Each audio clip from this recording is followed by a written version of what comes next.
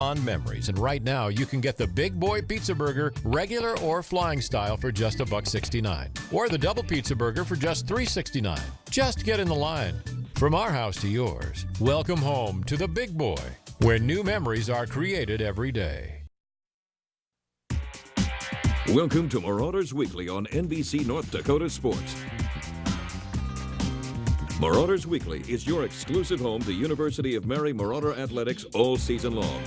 Football, basketball, volleyball, and more. You'll see it right here on Marauders Weekly. Welcome to Marauders Weekly. I'm Marissa DiCandido. Well, yesterday the men's and women's basketball teams opened up conference play against Minot State at home. The women hit the hardwood first, so here to talk to us about that game is head coach Rick Newman. Coach, welcome to the show for the first time this season. Yeah, thanks, Marissa. It's glad to be back. Well, you guys were 2-4 going into this game, and we talked a little bit last week about rebounding being something you guys needed to work on. What else were you guys focusing on going into this first Northern Sun matchup?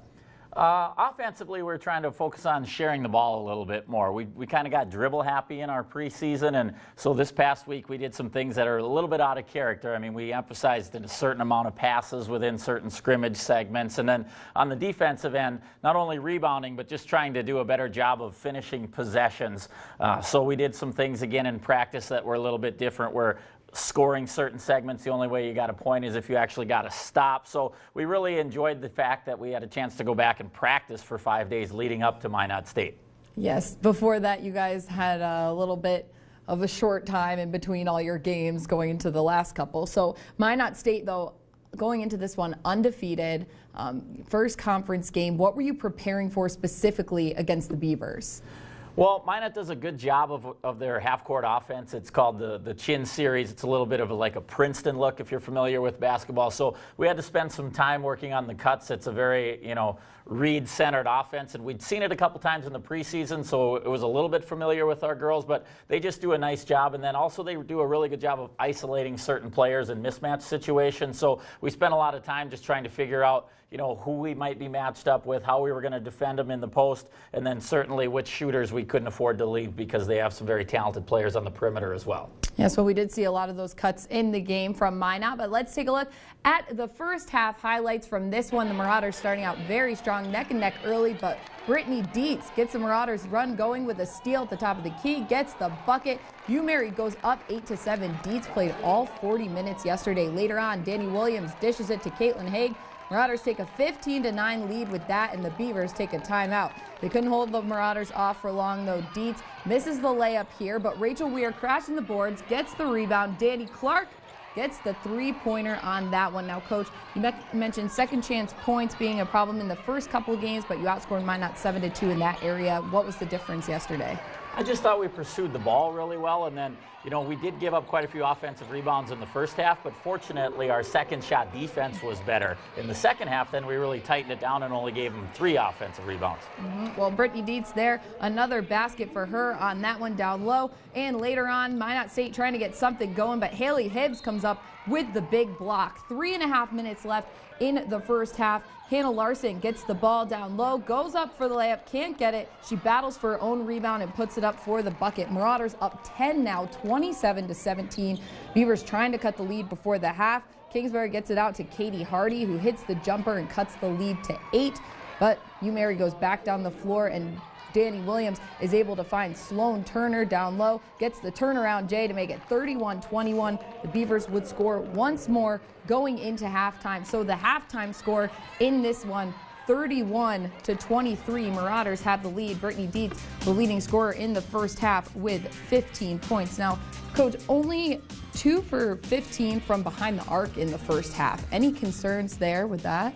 Well, it's funny. I was thinking of that while that highlight package was playing, that you did get the only 2 that we made that half. But it's funny, we went in at halftime, and I've got 2 young graduate assistants that are recent players in the Northern Sun, and I asked them, I said, all right, ladies, there's 2 ways we can go into the locker room. We can go in and say, hey, we're 2 for 15 from 3, keep shooting, they're going to fall, or we can go in and say, hey, we're 2 for 15 from the 3, maybe we should throw it inside a little bit. What do you want to hear? And, you know, being former players, they wanted to hear, let's just let it fly. So we went in and said, you know, keep shooting the ball with confidence, they'll go in. And then, you know, I don't know if we really improved in the second half. I know we made 4, but I thought we made some big ones. And I think, you know, especially Haley Hibbs, she was 0 for the first half, and then in the second half when we needed it, she made 2 clutch threes on back-to-back possessions. So I guess maybe that psychology worked in our favor this time. Yes, definitely in the second half, you guys hit the threes when it counted. So let's take a look at the second half highlights from this game. Now, right away, there you go. Haley Hibbs hits the 3. Marauders go up 15, 39-24. From there, the Beavers would dominate, though. Sarah Lester finds Morgan Hunter. She gets the basket and 1, hits the foul shot to make it 42-34. Minot only down 3 a little bit later. Lester finds Caitlin McLaughlin cutting the basket. The layup is good. It's 44-43. Marauders would go up further thanks to Hannah Larson foul shots, but then Morgan close drives to the hole, cuts the lead to 1, 46-45. But later on in the paint, Sloan Turner battling down low, gets the bucket to put the Marauders up 53-48. They would maintain a lead until just over 2 minutes left, where McLaughlin ties it up and draws the foul, but she would miss from the line. And so the score stays tied at 54 under 2 minutes. Marauders need some momentum. They get it from Danny Clark, who hits the big shot there. Beavers come down the floor with a purpose, though. Savannah Kingsbury on the high post. Down to McLaughlin. She gets it in to cut the lead to 1. Now, Coach, we talked a little bit about that. One thing that they were doing a good job of is cutting down low, getting down low. What happened here in this breakdown the second half of that play? Well, I think the biggest thing is that we allowed the ball to get into the high post like you saw there, and that was one of our keys going into the game. We said if we're going to play some zone defense, it's just got to be, you know, eliminated from there. And then the big play of the game, Sloan Turner getting a block on Minot State's last drive. And so UMary would win this one by a score of 57-56. Brittany Dietz leading all scorers with 17 points. Hannah Larson finishing with a double-double, 11 points and rebounds for her. And after the game, talked to Haley Hibbs a little bit, who the junior point guard had 11 rebounds herself, a big day for her. A little bit about how important this win was for the Marauders. We've been working all week for this. We knew they're a tough team coming in. I mean, they're 5-0 undefeated until tonight. And I mean, it feels great. As you could tell, we were happy out there. We've been working so hard, and to get this win, it just means a lot. So, Coach, you hand the Beavers their first loss of the season. You guys improved to 3-4 on the year, and you never lost the lead in the second half. So, but the one thing was in the second half, outscored in the paint 18-6. What happened there down low? Well, I think part of it is Minot State did a good job of kind of controlling the tempo in the second half, and they pretty much played a soft zone press back into a 2-3 zone for the most part. And, you know, we didn't get a lot of inside touches and still settled for some of those outside looks. And then on the other end of the floor, we kind of started to fall asleep a little bit in our zone defense, and they were able to get the ball inside and then turn it and hit some cutters, which you saw a couple of clips there as well. So I think just a combination of those two factors. And then, in all honesty, Marissa, sometimes our low post players, they don't always do a good job of going to the basket. You know, they have such good touch. They like to go to a lot of turnaround jumpers and things like that as well. So we've got to do a better job of trying to attack the rim and get those point paints. Well, speaking of attacking the rim from a rebounding standpoint, Haley Hibbs, as I said, did have 11 rebounds in this one. And when I talked to her after the game, she mentioned that you guys were switching things up a little bit with maybe having her crashing instead of going out for the outlet pass to get, you know, the pass from the rebounder. What were you guys thinking in that situation of how to improve rebounding in this game? Well, in our normal rotation of how we do things, when the ball is shot on our end, we send our point guard back as that first line of defense. And then just watching a few, you know, games, obviously this was my job during the preseason, just noticed that Haley kind of had a knack for the ball, and when she was someone that was allowed to go to the rim and rebound just based on our rotations, she did a pretty good job of it. So I talked to her and Danny actually on Friday, and Danny said, yeah, I'm more comfortable going back. That's what I did last year for us. And so I said, why don't we make that switch? And, you know, I guess, again, to our favor, it worked out. And Haley had a great game on the glass. And Danny did a good job going back, preventing the easy transition basket. So that's something we'll probably continue in the future.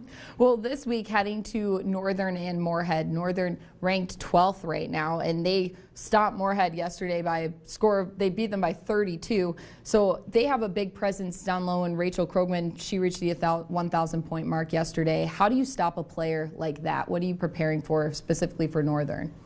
Well, you know, they're a very well-schooled basketball team. They're coached extremely well. They're playing 6 seniors this year, so, you know, it's kind of their time, and they were picked to win the North Division and finish in the top 3 overall in our league. So it's going to be an incredible challenge for us as well, especially on the road. It's a really tough place to play, just a huge, you know, contrast to our gym and the size and the scope and the shooting background. But, you know, those are things that we'll worry about when we get down there. But I think it takes a team effort. You know, you have to maybe find someone on the perimeter you can give some help in the post too. And then I think for our post players, I mean, you know, Krogman is a very talented player, but she is a left-handed post, and sometimes it takes a little while for, you know, your players to remember what it's like to guard a left-hander. So we'll have to maybe simulate that some this week. But, you know, I don't think one person can stop her right now. It's going to take a multitude of our defenders. So going into this one, or coming out of the Minot State game, I should say, what are some of the things that you guys will be learning from going forward? Because obviously, even though you got the win, still cut it close in the second half. Right. I think we'll focus this week on trying to find ways to avoid those lulls in scoring, which, as you mentioned, you know, some of the things we need to do are try to get the ball inside. So if we don't get a basket, maybe we can get fouled. And again, maybe it was the zone for Minot in the second half that eliminated some of those driving opportunities for us, because prior to that game, we had done a good job of shooting more free throws than our opponents. But, you know, sometimes it's just the style of play that dictates what you have to do. But I think one thing we're really happy with coming out of there is that, you know, in the second half, Brittany Dietz just didn't get as many touches, and that's my fault. I have to go back and look at ways to get her the ball even when we are facing a zone. But we had some other girls step up, and, you know, we did have that little bit of a scoring lull, but we had some players make some pretty big plays down the stretch, and that's really nice to see from this young group. Yeah, Dietz only 2 points in the second half, so that definitely something that probably needs to change for right. Brittany. Well, thank you so much, Coach, for joining me today on Marauders Weekly. Coming up, the men challenged the Beavers after the women yesterday, so we will have head coach Devin Buddy in here to talk about their game. Don't go anywhere. In the pocket, 5 seconds of protection is enough. But dreams deserve a lifetime of protection. Guard your dream against the unexpected.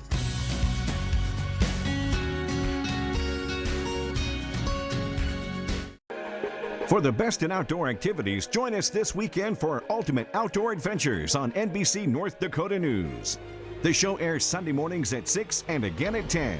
From the back roads to the backwaters in the upper Midwest and Canada, we'll give you tips and information you won't find anywhere else. Join us Sunday morning at 6 and again at 10 right here on NBC North Dakota News as we take you on the ultimate outdoor adventure. Download SyncBack on your iPhone, iPad, and Android devices to stream our newscasts live. Go to KFYRTV.com to learn more about SyncBack today. KFYR TV, keeping up with technology to keep you informed.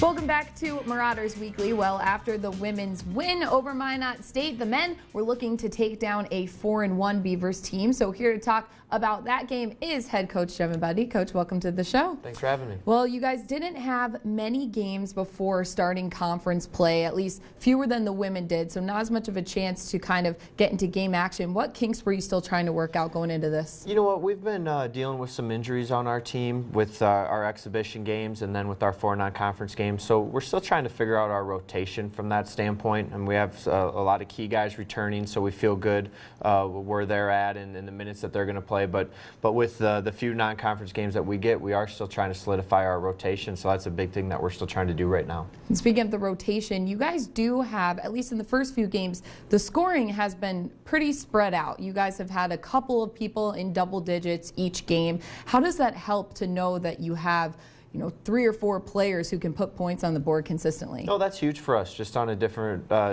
any given night, it's hard to prepare for us with different guys that can score it. A lot of it starts with Q Edwards at the point, on him being able to distribute the basketball for us is a big part of the balanced scoring. But that is a strength of ours for our offense to be successful, is different guys being able to score it, and we have to shoot it well to win. And we'll probably jump into it here. But last night, Jake Velasco was able to score it on the block for us a little bit, which was good to see, but that is a strength of ours, just being a little bit more balanced. Yeah, we will see a little bit from Jacob Velasco right now. Let's take a look at the first half highlights from this one. Well, the Beavers would go on a run early. Everett Robinson gets the ball at the top of the key, hits the 3, and Minot State up 8-0 early. He led all scorers in the first half, but Brian Jefferson gets the Marauders on the board about 4 minutes in with a layup to make it 8-2. Beavers would get a 9-point lead before the Marauders would start to chip away at it. Luke Scott gets the layup to make it 13-9. Scott not only started but played the most for the Marauders at 34 minutes. Hugh Mary still needed a kick on offense, and that's where Jacob Velasco came in,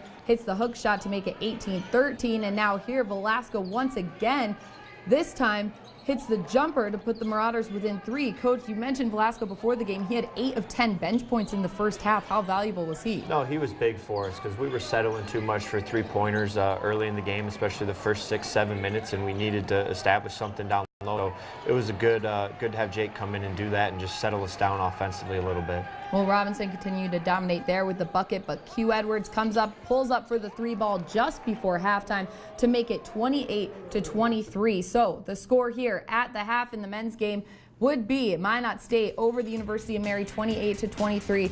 Velasco leading with 8 points. Hugh Mary only 2 for 5 from the free throw line though. So coach, after the first half, I think one thing we noticed was Everett Robinson on Minot State really having a big performance. 4 for 5, 10 points and 6 rebounds.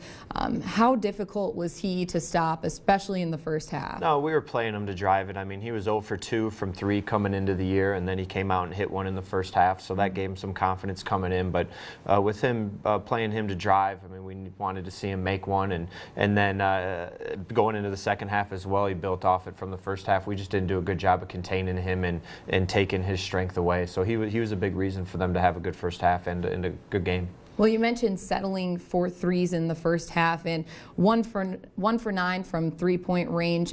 What was the problem there with the guys? You know what, just we didn't have enough aggressive action to the basket. I thought we had a lot of wasted possessions where we didn't get enough paint touches either on the drive or getting it inside and then out. It was just kind of passing it along the perimeter, and we were settling for threes. And I mean, like I said, we're a team that has to shoot the basketball well, but the threes that we were getting weren't threes that weren't off enough good action. Aggressive action to the basket, and that was part of the settling as well, as we weren't being aggressive and attacking enough. Well, you guys were able to go on a little bit of a run in the second half, so let's take a look at those highlights. But Robinson from Minot State picking up where he left off with that drive to put the Beavers up 7. But here come the Marauders. Jefferson dishes it out to Scott, gets it over to DeMonte Henry. The 3-bomb is good. That cuts the lead to 4, 32-28. Jacob Velasco also continuing, backs his man down. Beavers would still lead, though, 37-30. The next Marauders possession, Q Edwards gets it on the wing, pulls up for 3. It's 39-33, but the Marauders can't seem to get within 5 until Luke Scott gets it on the wing. Brian Jefferson on the pick and roll for the score, and one more hits the foul shot, so it's 46-41. Beavers still lead, but here's Scott again all over the floor, gets the steal and takes it coast to coast. That makes it 47-43. Marauders making good off the turnovers in the second half. Q Edwards nabs this one and gets it out to Scott, who hits the 3 ball. It's good. The Marauders now only down 1. Coach, 13 points off turnovers in the second half. How did that help you guys? No, it was big. I mean, we were very stagnant offensively, and anytime we can get points in transition off of getting good stops, it makes your offense look pretty darn good, and we talk about wanting our best offense to be off our defense, so that was good for us. Well, Beavers trying to pull away. Hugh Mary won't let him, though. Brian Jefferson with a nice move to the hoop, 50-48 now. The Beavers using their inside weapons, though. Lamont Prosser gives them a 6-point lead on that one, 54-48. 1 minute left now. Q Edwards pulls Hugh Mary within 6 with that drive. And later on, it would be Edwards once again, gets the ball at the top of the key, hits the 3 from way beyond the arc to make it 61-57. He finished with 13 points. It would not be enough, though. Minot State beats Hugh Mary by a score of 66-61. But as we talked about before, spreading out the scoring, Q Edwards and Brian Jefferson both with 13 points. Jacob Velasco finishing with 12 in this one. And after the game, talked a little bit to Q, and he said there's only one thing the Marauders need to work on moving forward. Being tough. A lot of players in the locker room pretty down from this loss right now, but we'll be back, though. We'll be back. Practice, play tough in practice, just be mentally tough. Well, Coach, a frustrating loss, as Q was saying. And in the second half, out-rebounded and outscored in the paint. How did that affect the outcome, the difference down low? No, it did. I mean, Prosser was in foul trouble in the first half, and then him coming back, and he had some big baskets. When we'd score it and we got our offense going, they'd seem to find him and get a bucket down low for him, and it really hurt us. It was a backbreaker with us getting the momentum, and then they went inside, and we couldn't come up with the timely stops that we needed to once our offense got going.